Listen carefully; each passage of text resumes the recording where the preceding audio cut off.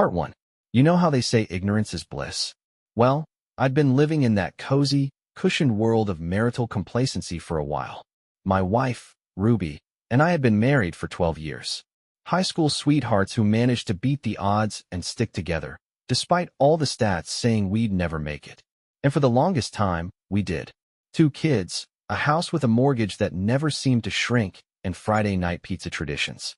Life was good, predictable, solid. I worked as a project manager for a construction company, which meant long hours, constant headaches, but also a decent paycheck. Ruby was a marketing executive at some boutique firm downtown, where they spent more time discussing vegan lunch options than actual business. But she loved it, and I loved her, so I supported her career. We had our routines. Mine was to come home, kiss her on the forehead, help the kids with homework, then collapse on the couch with a beer. Hers was a little more complex, full of client dinners, networking events, and last-minute presentations that always seemed to pop up on a Friday night. I should have known something was wrong when those work functions started getting more frequent. At first, I chalked it up to her new promotion. More responsibility, more late nights, more weekends spent hunched over her laptop instead of curled up with me on the couch. And when she wasn't out schmoozing clients or typing away furiously at her keyboard, she was glued to her phone. Not texting, she said. Just scrolling. Stress relief, she said. There were signs, of course. All the usual cliches I never thought would apply to me. The way she'd shut her phone off the moment I walked into the room. How she'd step outside to take certain calls. The guarded look in her eyes whenever I asked her about her day. But I kept brushing it off. Ruby was the mother of my kids, the woman who'd held my hand when my father died, who knew all the dumb voices I used to make the kids laugh. That wasn't the kind of woman who cheats, right? The first real crack in my blissful ignorance came from the most unexpected source, our 8-year-old son, Ethan. Kids are painfully honest, with no filter and zero sense of discretion. We were having breakfast one Saturday morning, and Ruby was already out the door for another emergency meeting. Just me and the kids, slinging scrambled eggs onto plates and fighting over who got the last strip of bacon. "Dad, how come Mr. Patrick always comes over when you're at work?" Ethan asked, his mouth half full of egg. I paused mid-pour, the orange juice sloshing dangerously close to the rim of the glass. "Who's Mr. Patrick, bud?" "You know, Mommy's friend. The one with the cool car. He brings her coffee sometimes. I saw him give her flowers once, too." Flowers. Coffee. Visits when I was gone. My fingers tightened around the glass until it felt like it might shatter. But I forced a smile, ruffled Ethan's hair, and tried to sound casual. "Oh, Mr. Patrick, huh? Maybe he's just one of Mommy's work friends. She has a lot of those, you know." "Yeah, but he's different. He hugs her. And she laughs a lot. Like really laughs." That was the part that stung. Not the flowers or the coffee. The laughter. The way Ethan described it. Like it was a sound he hadn't heard from her in a long time. Maybe not since the last time she genuinely laughed at one of my stupid jokes. I tried not to let it ruin my day. Kept myself busy by playing catch with Ethan and teaching our 6-year-old, Sophie, how to ride her bike without training wheels. But even then, my mind kept drifting back to Ruby. To Mr. Patrick. To her laughter. That night, I confronted her. Gently, but directly. As soon as the kids were in bed, and we were alone on the couch. "Who's Patrick?" I asked, my voice more brittle than I intended. Her eyes darted away, just for a split second, before she plastered on that familiar, practiced smile. "Patrick? Oh, he's just a colleague. We've been working on that new campaign together. Remember? I told you about it." No, she hadn't. And I have a damn good memory. You've mentioned a few names. Never his. I leaned forward, trying to read her expression. "Ethan said he comes over a lot. Brings you coffee. Flowers." She laughed, but it was the kind of laugh that was built to hide something, like she was spackling over a crack in the wall. "He's just being sweet. Trying to impress the boss, I guess. You know how those young guys are." "Uh-huh." My eyes narrowed. "And the flowers? How long's that been going on?" Ruby hesitated. "I don't know, Ben. Why are you even asking me this?" "It's nothing. He's just a friend." There was that word. Friend. Like it was supposed to mean something pure, something innocent.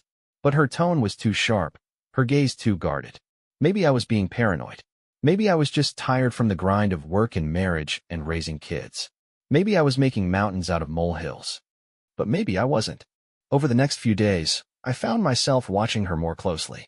Not just her phone habits or her sudden burst of laughter whenever Patrick's name came up, but the way she avoided eye contact, the way she'd pull away from me when I tried to hold her hand, the way her smile seemed to freeze whenever I asked her where she'd been. Doubts, growing like weeds in the garden of my mind. And try as I might, I couldn't yank them out. Not when the evidence was piling up before my very eyes. Part 2. Ruby's explanation kept playing in my head, looping like some sick, catchy song I couldn't shake. He's just a friend, trying to impress the boss. It all sounded like something I would have swallowed whole a year ago. But I wasn't that same oblivious idiot anymore. That conversation with Ethan had torn the blinders clean off. I started noticing the details I'd ignored before. The way her phone never seemed to leave her hand. How she'd smile at messages with a sparkle in her eyes I hadn't seen in a long time. She was always careful not to leave her phone lying around, always on edge when I walked into the room while she was on it. The problem was, Ruby was clever. Subtle. If she was hiding something, she was doing a damn good job of covering her tracks. But that only fueled my suspicion. My paranoia was a fire with endless fuel, burning me from the inside out. I began checking her social media profiles. Instagram, Facebook, LinkedIn, anywhere I thought I might catch a slip-up. But her accounts were pristine. Everything was filtered to perfection, a perfect showcase of a devoted wife and successful executive. But if I knew anything about marketing, it was that the best lies were always crafted to look flawless. One night, she went to bed early. Said she had a migraine. I waited an hour before creeping into the bedroom and gently sliding her phone from the nightstand. Locked, of course. But I had seen her type in the code enough times to remember. I punched it in and felt a rush of something halfway between triumph and shame when it unlocked. Messages. Emails. Photos. I scrolled through them all, looking for the one thing that would confirm what my gut was already screaming. But it was clean. Too clean. Like she had deleted any hint of Patrick or whoever the hell she was screwing around with. I didn't stop. Over the next few days, I kept finding excuses to borrow her phone. Always for something innocent. To check the weather. To look something up when my phone was charging. Each time, I combed through her apps, her messages, her call logs. Nothing. It was infuriating. Like trying to catch smoke with bare hands. One night, she left her laptop open. She was in the shower, and I figured I'd take a quick look. I opened her email and scrolled through the recent messages. Nothing suspicious. But then I noticed a folder marked, work stuff. Out of pure desperation, I clicked on it. Inside, I found dozens of emails between her and Patrick. They were mostly professional, discussing projects, deadlines, meetings. But the tone was different. Friendly. Familiar. Too familiar. Then I saw one email that made my stomach twist. Thanks for last night. I really needed that. You always know how to make me feel better. Ruby. That was it. No explicit details. No undeniable evidence of anything physical. But it was enough to drive me insane. Enough to make me see red. I printed it out and slipped the paper into my briefcase. Proof that I wasn't just losing my mind. I confronted her that evening, unable to keep the accusation locked behind clenched teeth any longer. What the hell is going on between you and Patrick? I spat, the words tumbling out like poison. Ruby's eyes widened, caught between shock and anger. What are you talking about? I went through your emails. I expected her to explode at that, to scream about privacy and trust. Instead, she just folded her arms and glared at me. You're going through my things now? Jesus, Ben. That's low. Even for you. Low. I barked out a laugh. What's low is sneaking around with some asshole from work while your husband and kids are at home wondering where the hell you are. She shook her head, exasperation pouring off her like heat. Patrick is a friend. And yes, we've been close. But there's nothing going on. Nothing inappropriate. He's been helping me deal with work stress. Helping you. My voice cracked. Helping you by bringing you flowers and coffee and late-night texts? Come on, Ruby. Don't treat me like I'm stupid. I'm not treating you like anything. She rubbed her temples like I was the problem. Like I was the one causing her stress. I didn't tell you about Patrick because I knew you'd react like this. Getting all paranoid and controlling. Controlling. I could barely contain the fury roiling inside me. I'm trying to figure out why my wife is lying to me. That's not control. That's called being a goddamn husband. Her eyes narrowed, a hint of something icy replacing the guilt. I'm not lying. And if you can't trust me, maybe that says more about you than it does about me. She stormed out of the room, leaving me seething in the wreckage of my own accusations. But her deflection only confirmed what I already knew. I spent the next week digging deeper. I installed tracking software on her phone, something I never thought I'd stoop to. It felt dirty, like a violation of everything a marriage was supposed to be built on. But I was past caring about moral high ground. I needed answers. The software gave me access to her messages, her calls, her location. It was the kind of thing you read about in cheap thriller novels. But this was my life, my marriage, and I was determined to uncover the truth. At first, everything seemed normal. Ruby went to work, came home, acted like everything was fine. But the longer I watched, the more patterns began to emerge. Texts to Patrick, calls made from her car when she thought I wasn't listening.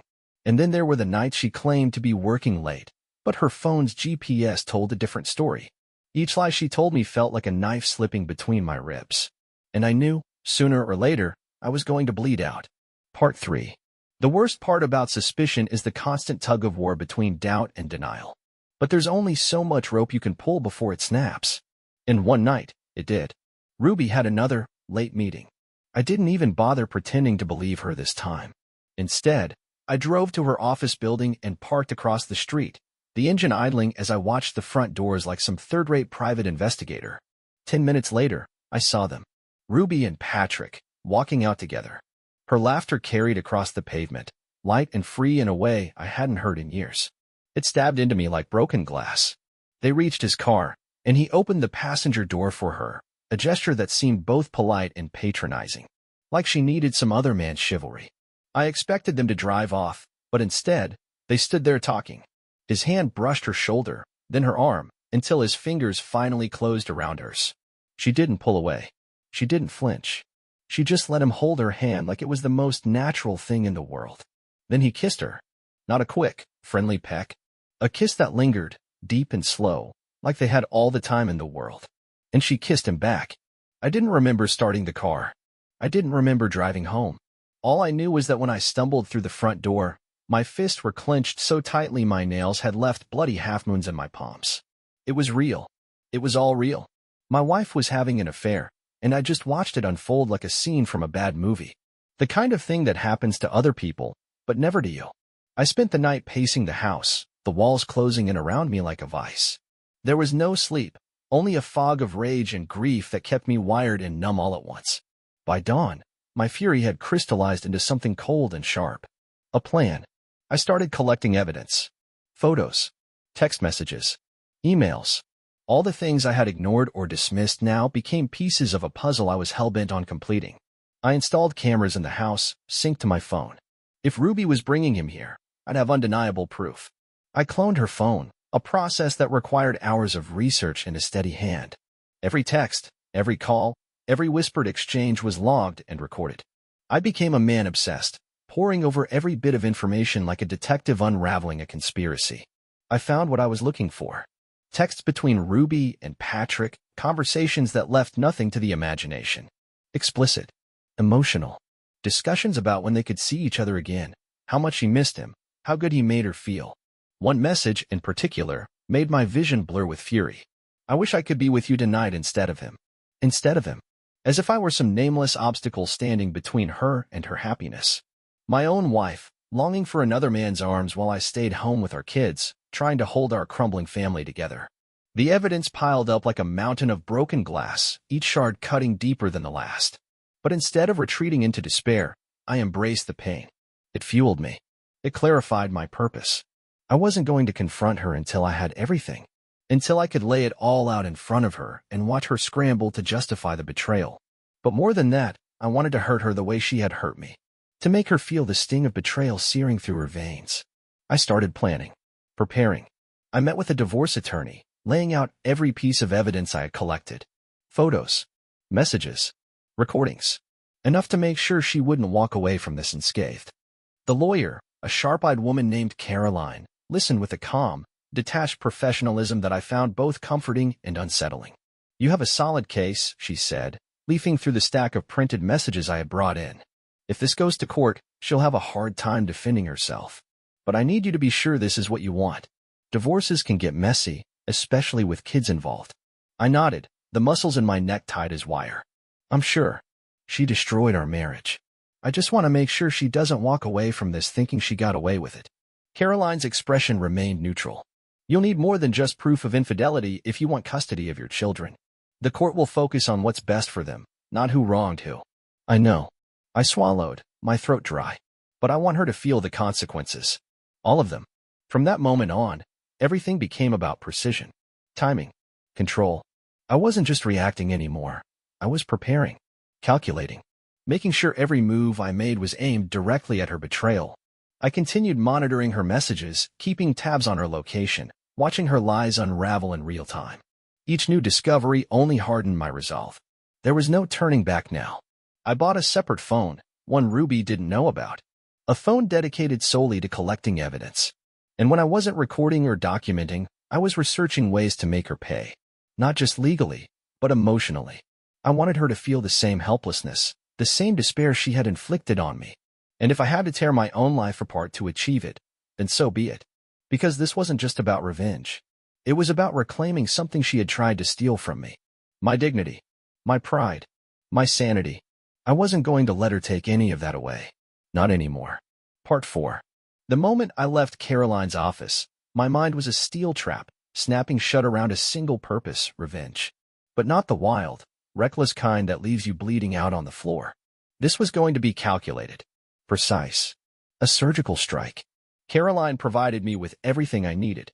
Instructions on securing bank accounts, documenting assets, and most importantly, protecting myself legally before Ruby had a chance to strike back. I opened a new account in my name only, transferring half of our savings into it. It felt ruthless, cold. But the image of Ruby kissing Patrick outside his car burned away any remnants of guilt. I also locked down my retirement accounts, securing them from any claims Ruby might try to make once the divorce proceedings started. Caroline assured me that because I had gathered such overwhelming evidence of infidelity, I was in a strong position. But I couldn't rely on evidence alone. I had to make sure my children were protected. The hardest part was knowing that I couldn't confront her. Not yet. Acting too soon would only give her time to prepare her own defense, to twist the narrative and paint me as the villain. I needed her off guard, confident that her deception was still intact. But I was done playing the passive husband. I gathered every scrap of evidence I could find. Printed emails, recorded phone conversations, even footage from the cameras I had installed around the house. Each piece of proof was like a blade, sharpened and polished, waiting for the right moment to cut. My patience paid off. The next weekend, Ruby claimed she had to leave for a work retreat. 3 days of seminars and workshops, all in the name of professional growth. I smiled, kissed her goodbye, and told her to have a great time. The moment her car pulled out of the driveway, I started making calls. First, I contacted Caroline to confirm the divorce papers were ready to be served. Then, I reached out to our closest friends. The ones we spent holidays with. The ones who knew our kids, our history, our so-called perfect marriage. It was time for the truth to come out. I invited them over for a barbecue. Just a casual get-together, I told them. Something to enjoy while Ruby was away. They showed up expecting burgers and beers. Instead, they got a front-row seat to the implosion of my marriage. I laid it all out. The affair. The evidence. The plans I'd made to protect myself and the kids. It felt surreal, bearing my pain to them like that. But I needed them to understand. To see that I wasn't crazy. That I wasn't overreacting. Their reactions were predictable. Anger. Disbelief. Sympathy. And in some cases, a desperate attempt to rationalize Ruby's actions. But I didn't care about their opinions. I only cared about the truth. By the time they left, the word had already begun to spread. Our social circle was tight-knit, the kind of community where secrets are currency and gossip spreads like wildfire. I wanted everyone to know what she'd done, to make sure her perfect, polished reputation crumbled along with our marriage. But I wasn't done. The next step was ensuring Ruby couldn't manipulate the situation to her advantage. I filed for divorce the following Monday, handing over every piece of evidence to Caroline. She assured me that with what I had, Ruby's chances of getting anything more than a bare minimum settlement were practically non-existent.